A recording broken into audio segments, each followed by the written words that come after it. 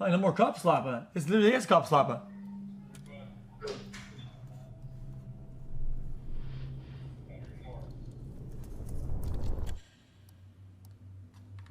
It's midnight at the Shady Oaks apartment complex. A resident is walking back to his apartment when suddenly, we don't even know what's gonna happen, chat. Suddenly something happens, but we don't know what. You can only know, chat, after I get my food. Hold on, chat. I need like 20 seconds to chat. he's shot by an unidentified man. Come on, buddy, you got it. I could have sworn I heard a gunshot or a firecracker, and I'm not sure which one. When police rush to the scene, they're immediately faced with a barrage of gunfire targeting anyone who moves, and no idea who or how many shooters are active, all while dozens of innocent lives are at fatal risk. More shots being fired right now. Just calm down. What kind of injury do you have? It's a gunshot. Okay. Who shot you? I don't know. Go get her. On McDonald's cuisine's the best. On the east side. Yes. Get over here! Get over here! Get down on the ground now!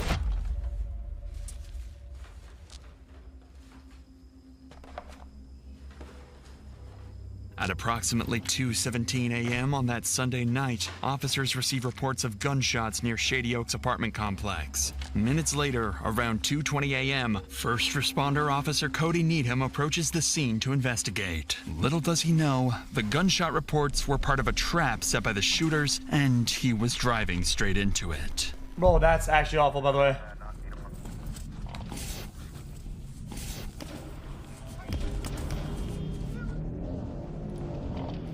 Well, I think there is charges for baiting and shit like that, but that's a lot worse though. Like they should get a lot more after charges. entering the parking lot, Officer Needham is struck by a bullet as multiple shots rang out and immediately radios nearby officers for backup. I'm going to the hospital. Dispatch, let ER know I'm coming. There was a rapid succession of shots. Do you know where it came from? It's back by Shady Oaks. There were more shots back by Shady Oaks. Okay, we need to get a perimeter around this building. Multiple units nearby are now en route to Shady Oaks. However, the scale of police response will soon grow much larger, as officers realize the severity of the situation and the danger posed to the civilians. But for now, as backup units head towards the scene, Officer Needham speeds towards the hospital, still uncertain how severe his injuries are. I think I've been shot. Yep, come on in. I don't know what the... Go in this room right over here. While Needham receives urgent medical care, backup officer Christopher Deason and other units make their way towards Shady Oaks. Completely unaware, they're stepping into a deadly 8-hour-long standoff.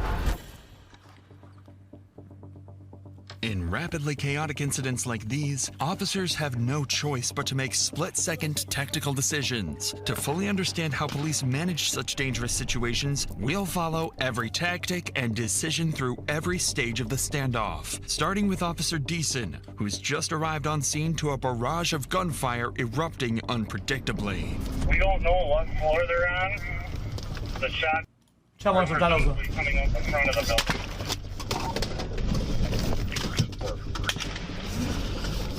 More shots being fired right now.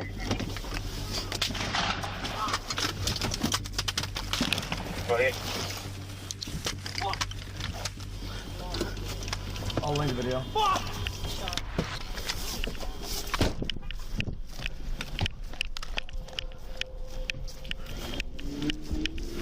You being shot at? You okay? Just calm down. Calm down. I only have a pencil. I didn't get hit. Phone calls. What? Is that your car? Mine over there? Yeah. No. Officer Deason and other responding officers quickly take position behind a water pump house, located near the parking lot on the west side of the complex. But there's a more immediate worry weighing on the officers. Many civilians remain unaware and exposed, and every gunshot could mean another. You can't really blame him either. It's not really a noob cop either. Depends. But a lot of times, chat, people get shot. They don't even know they got shot. Like most videos we've seen of cops getting shot, they don't even know until like 20 seconds later.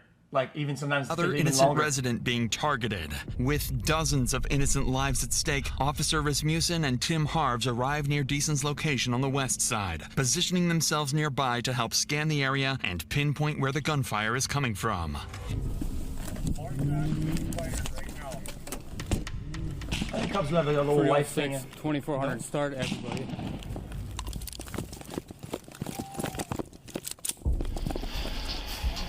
Like RP. He started shooting at Me and Decent pull up here. It was what, 3-4 shots? And when I pulled up here before, we got shot at before. So somebody's shooting out the window of the building. Chris, can you come over here? They're shooting at any law enforcement that comes through. If we go out any further, we're going to get shot at.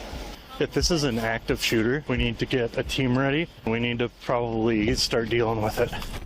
At this stage, the situation facing officers is extremely dangerous. The Shady Oaks apartment complex contains approximately 126 units, and with near zero visibility and gunshots ringing out unpredictably, police have no way of pinpointing exactly where the shooters are located, whether they're barricaded, mobile, or roaming freely, or even how many shooters are active. What's more alarming is that officers don't yet realize they're dealing with a carefully planned ambush, and the next few minutes will make that terrifyingly clear. We want to get eyes on the building. Oh yeah, he's somewhere else. We need like, to get back over here, right? Yeah, so we're probably gonna have to. Where the fuck is this guy? yeah, that's terrible, dude. He's close. He's outside. You wouldn't even be able to know, because he's the echo. Okay. He's running across! You see him? He's running. Where? Where is he running to? North or He south? ran that way, he ran that direction. Someone Running south. I don't know if he got shot at or what, but someone just ran across the back lot. He's running. Towards the back lot. To the south. I don't know if it was him or someone that got shot at. Correct, they ran out here in that direction. Did you not see a photo? No, they're behind the trees here.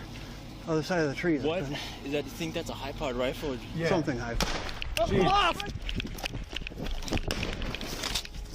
Just calm down. Do not bowl me over. That is fucking terrible. What is this bro doing? What is this bro doing? Do not bowl. What the fuck? Just calm down. Do not bowl me over. Shot at this house. It's coming from the front of the building. It impacted the road on the Little Fourth.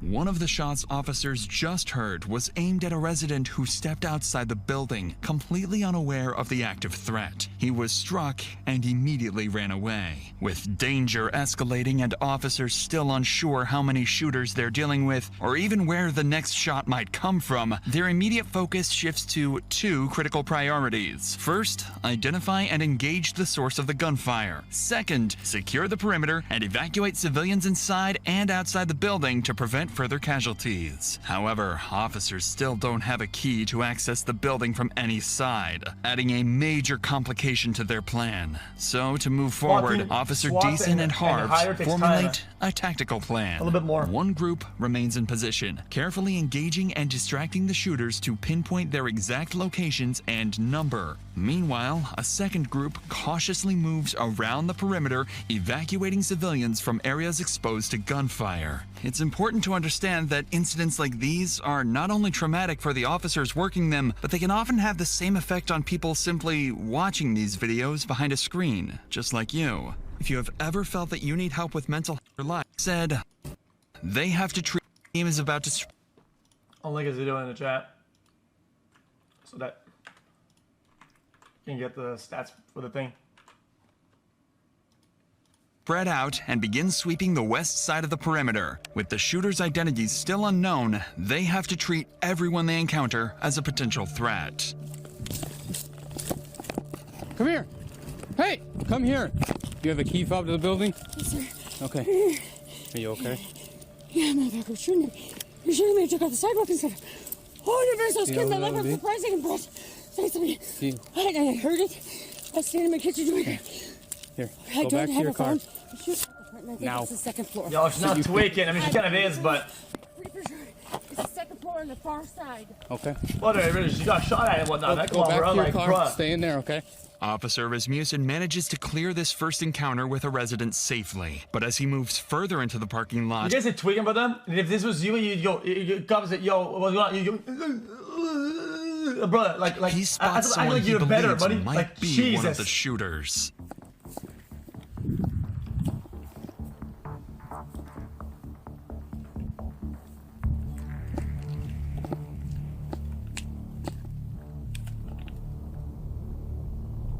You speak like that all day. Come on, Stop. it's funny. Right now. Stop.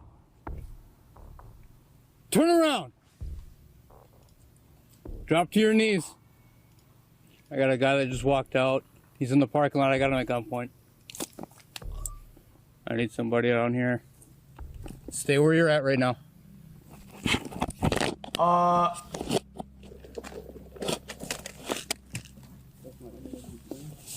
Okay, we got somebody shooting from your building. Dude, chat, I gotta be honest with you. I don't even think I agree with that procedure there, dude. Like, active shooter, this guy's like, he's got, yeah, it's cold, but he's got like a thing on his head or whatever. From the back, guy's not being, yo, this guy could fucking easily be fucking, this guy drops his gun, solo officer, nobody even behind him. If this guy has a gun on his waist or whatever, this guy thinks that he's GG. He's GG. Come on, I got him at gunpoint. Yo, you make this guy fucking go face down on the ground, backwards, and fucking stir up like a fucking starfish, like fucking Patrick from fucking SpongeBob, you dumb fuck. Are you kidding me? I need somebody around here. Stay where you're at right now.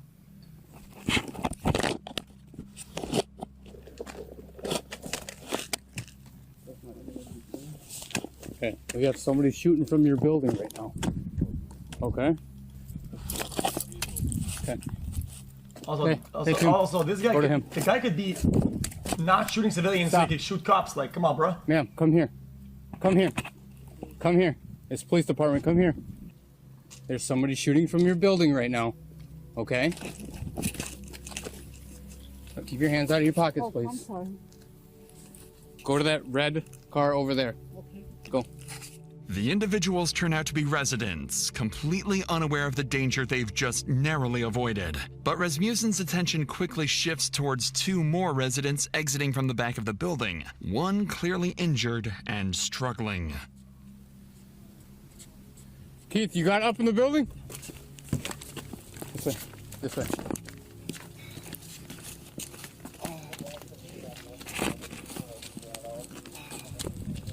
Okay. Come on. Come on.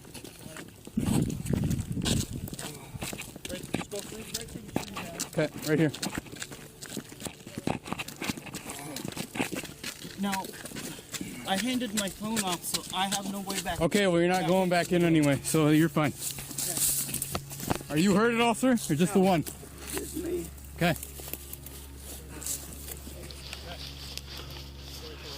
This fucking loser shooting at grandpas and shit. I mean, That light pole right there. sandpaper room, Okay. low key. What kind of injury do you have? It's a gunshot. Okay. Who shot you? I don't know. I come out that door we just came out of, was facing that way, and that's when I got shot. Okay.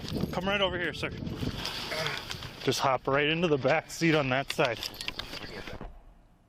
One of the civilians encountered by police is Shady Oaks resident Daniel Thorpe, the same person officers spotted running away earlier after being targeted by gunfire. Daniel is now the second confirmed victim following Officer Cody Needham. Unfortunately, they won't be the only casualties as the night continues. Oh shit. She has been hit. Get over here! Get over here! Get down on the ground now!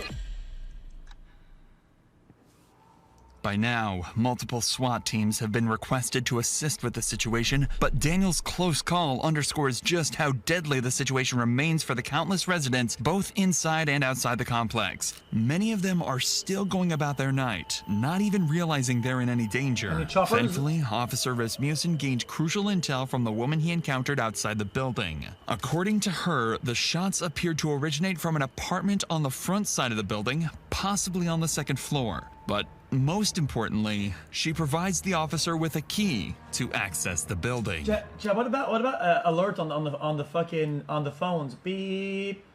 Shooting in progress. Stay indoors. How they don't have that? How about since there's fucking 12 guns per resident in the United States now? How about some fucking thing like a fire alarm? But instead, it's a fucking active shooter alarm or some shit. Bing. Boom. Two solutions for the United States. How about you guys listen to some of the thing I say? With dozens of innocent lives still at risk, police urgently need to devise a plan to infiltrate the building and evacuate residents before the shooters have a chance to move positions, or worse, start targeting residents door to door. If the next steps aren't executed perfectly, the consequences could be catastrophic. With this in mind, Officer Tim Harves repositions to a parking lot near Giant Wash Skyline Express just southeast of Shady Oaks to meet with command, await incoming SWAT teams, and strategize their next move. We haven't been able to get...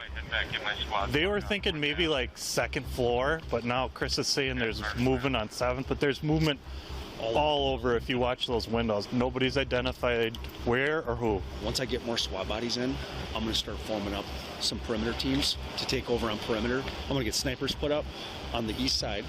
Yes, yeah. So that they can kind of get all the shots have been coming from the front of the building.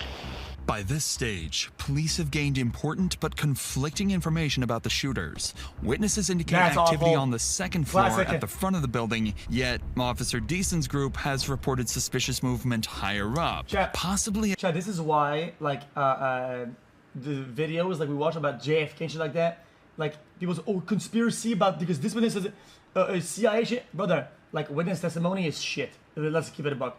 Especially when it comes to the gunshots, nobody knows what the fuck is going on. As high as the 7th floor. Bro, with these conflicting reports, the situation remains risky and unpredictable. So, to gain some control, multi-jurisdictional SWAT teams are now en route to help secure the building's perimeter, deploy snipers, and infiltrate the complex to evacuate civilians trapped inside. In the meantime, Officer Christopher Deason and his group continue to hold a critical position at the west end, actively scanning the building to pinpoint how many shooters they were dealing with and their locations.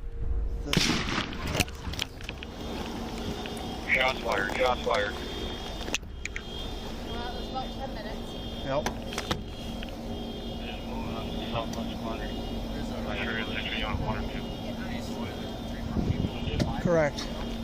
Correct. Some are moving towards this. Dude, hell no. That did hit across the street, right across the street from me. It sounded like a bird shot. While Officer Deason's team continues to hold their position on the west side, a critical oversight is exposed in the perimeter setup. Road closures intended to prevent civilian traffic from entering the active shooting zone weren't established quickly enough, allowing unaware drivers to slip through. This major flaw is about to lead to disastrous consequences. What? Oh. How to control the bleeding. Well, you don't go out there. Go!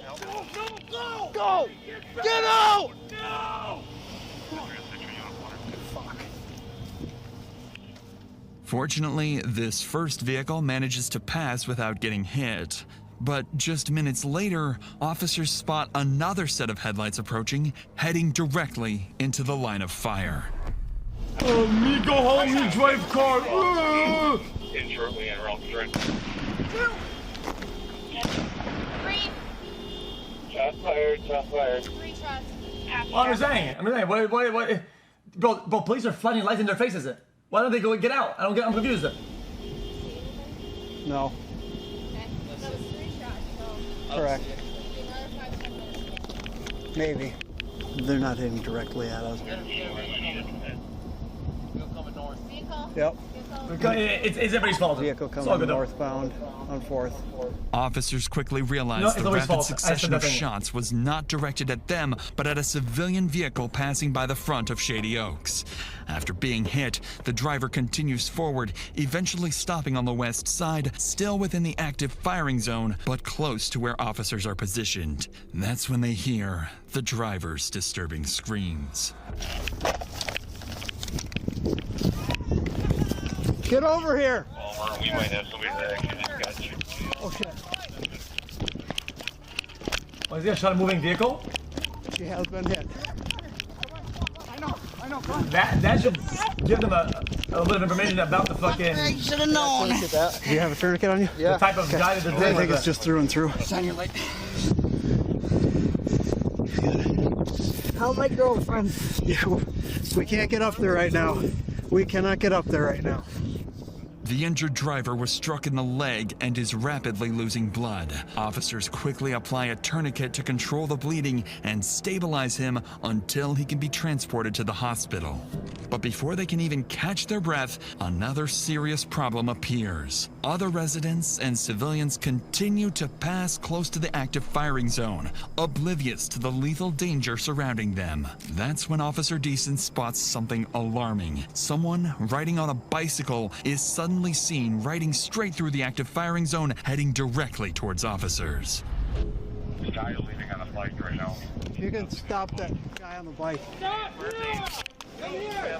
Get your hands up. Get over here. Get over here. Get down on the ground. Get down on the ground now. I am. What the fuck? We got people shooting out of that building at us. Shit. We don't know if it's you yet. No, sir. We don't know that yet. Okay. We got him proned out right here. We're checking him. I didn't hear no gunshot. Are you kidding? You guys scared the fuck out of me. How do you think we feel? Well, I didn't know there was people shooting each other. What's happening over there? Get him to crawl over here. What's happening over there? Get over here. Okay, crawl. Crawl over here. Come up by the building here where you're safe. All right. Oh, put your hands man. down again. We just had somebody get shot out Bro, on the this street is from like here. a movie going on now. Like, Jesus Christ, man. Can you take the bags gotta off? see Like that. NPCs coming in and out of this You can shit. search me if you take the bags off. This bag just has a hammer and some tools. Okay, it's not him, obviously. Stay down. Okay, it's obviously not him.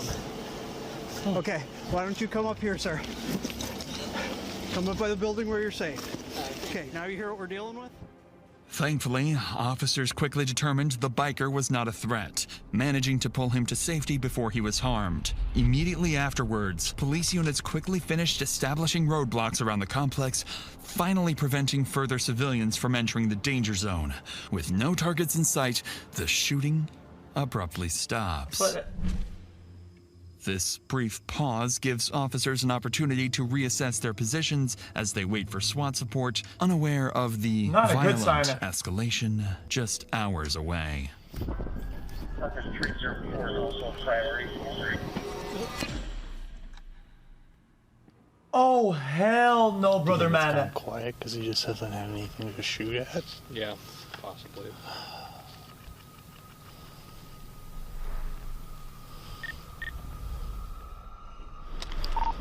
Keep them at a staging point, Keith. We have an armored vehicle on scene here. We'll be sending over Yeah, the police. yeah. Listen. What you do is that I call this idea the mothership. It's a drone with an RC car, right? Drone comes in, drops the RC car. Car is mounted with a bomb on it, and blow the guy up. At approximately 4 a.m., it's SWAT my idea. armored vehicles finally arrive on the opposite side of the building, marking a critical turning point in the operation. For the first time, officers have the tactical support they need to close in and bring the shooters into custody. It's called the mothership. Here now, 313.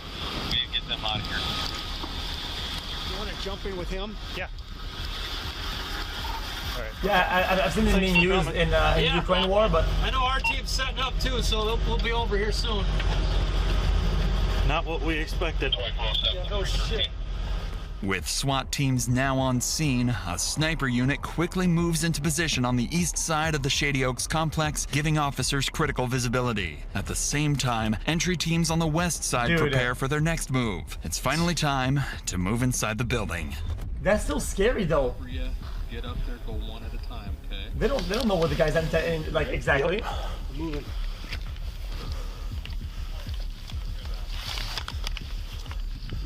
.306, we're by the dumpster where you were. What's your 20?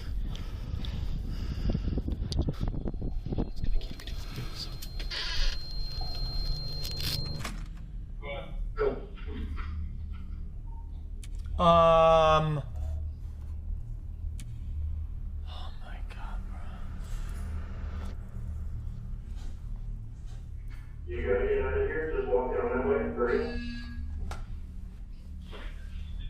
Oh my God, bro! This guy. After carefully this guy spawned evacuating in. ground floor residents over the next 2 hours, SWAT teams successfully secure the lower levels, ensuring the shooters have no path to escape.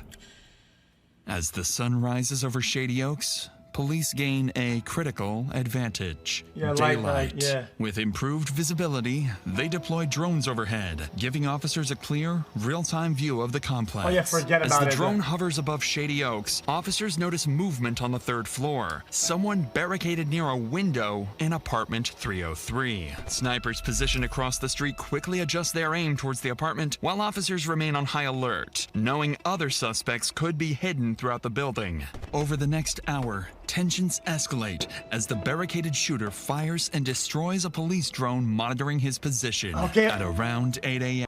Don't worry, guys. I'm thinking about new ideas. I know you guys are gonna get mad. You say, "Yo, do your ideas." But I'm thinking about new ideas. I'll have an idea when I'll check in with the chat when I have a new one. To make contact, urging the shooter to surrender peacefully. But despite repeated attempts, he refuses to respond. Go on. By 10 a.m., after over 8 hours of standoff and with spider drone. Hold on, let me click on this one. It's a rope you put at the top of the building. You attach it, and it goes down the rope. Then it swings into the building, just like rappelling in Rainbow Six, and then it has a bomb on it. Bang! Peaceful options exhausted, an armored SWAT vehicle pulls up directly into the shooter's line of sight, preparing to launch enough tear gas canisters to saturate the entire apartment. Oh! Moments after the gas enters the apartment, the barricaded suspect moves to the window. For the first time, officers see his face. It's a young man, barely out of his teens, armed and ready to fire back.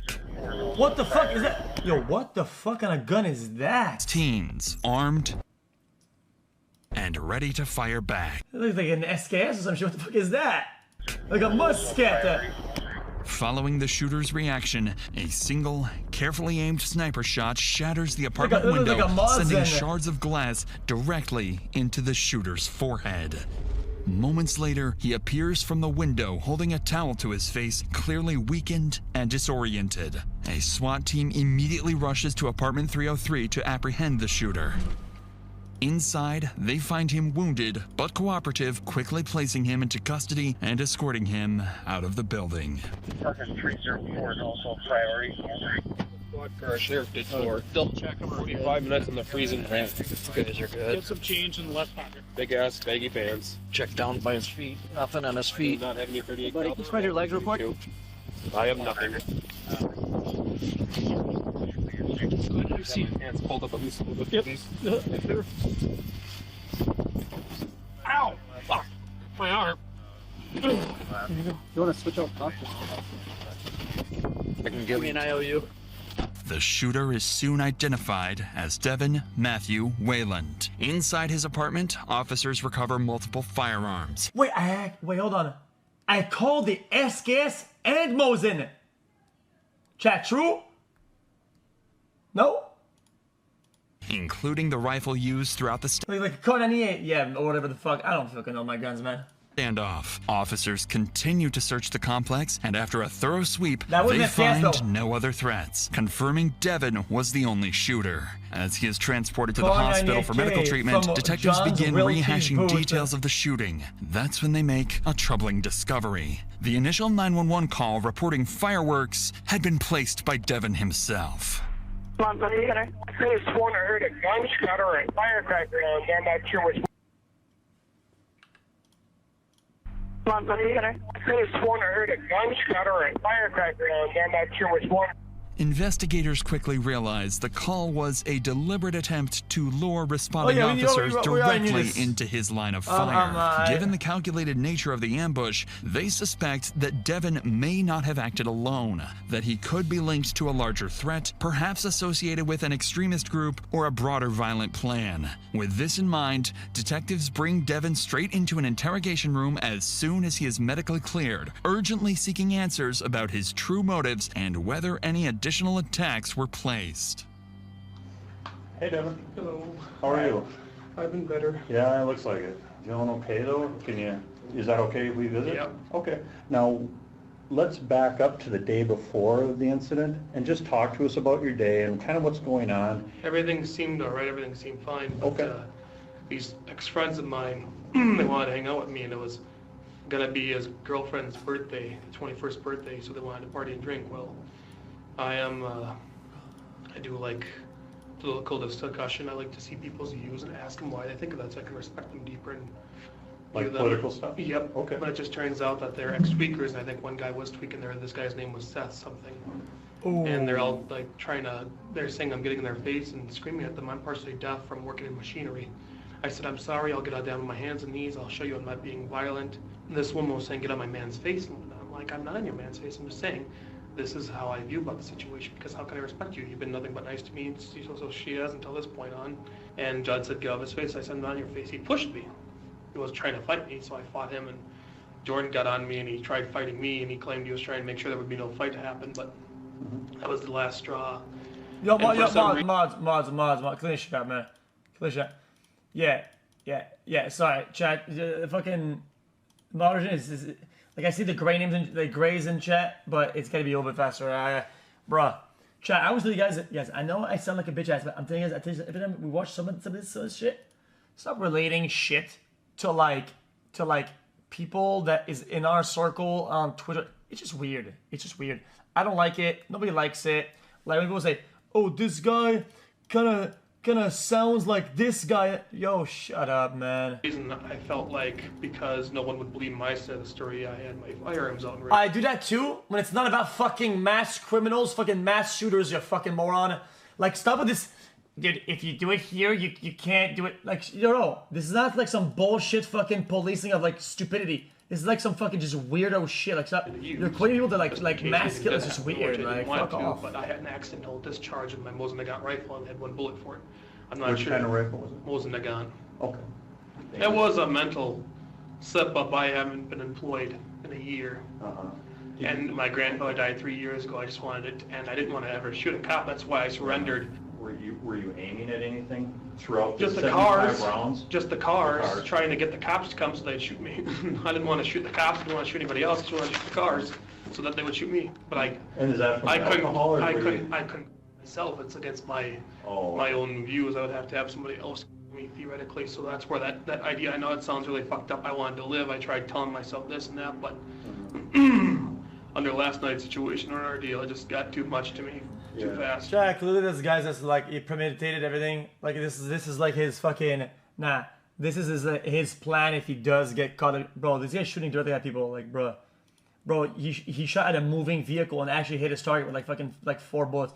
Bro, yeah, it's not a sharp shooter crazy, but that's not like, that's deliberate. Like, it's crazy. Do you remember what exactly you told the dispatcher when you called in? And hitting drones. It sounded like there was a gunshot or fireworks or some type of discharge, like some type of fire shot. So if you said the word fireworks, would you mean fireworks from a gun or actually fireworks? I don't know. Did I say fireworks? Or are you getting You might have. I don't know if I did. Fireworks. I don't know if I did.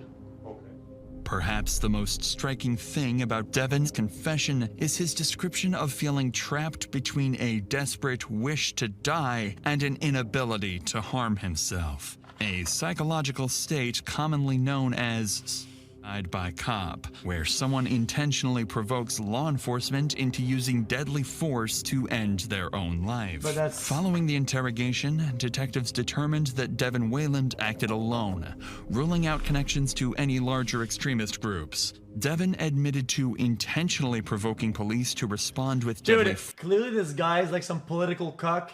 He said it earlier, but this weird political shit. Let's keep it a buck.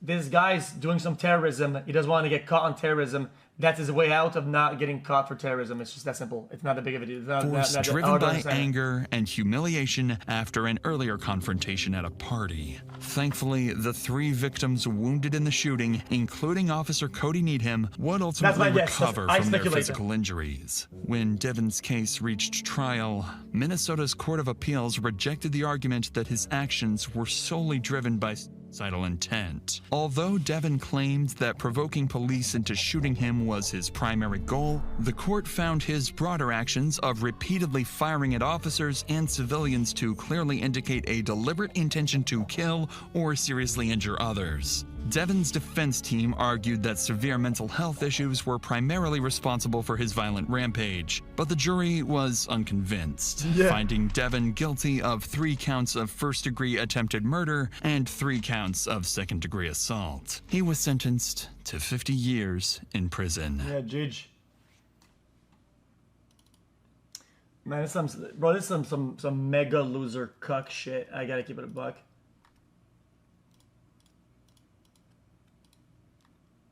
Well, I mean, these people are just like bottom of the barrel. The fact that he had a story, the fact that he sat down and probably thought about this for a while, these stories that are preconceived, that are that fucking bad, it's like, bro.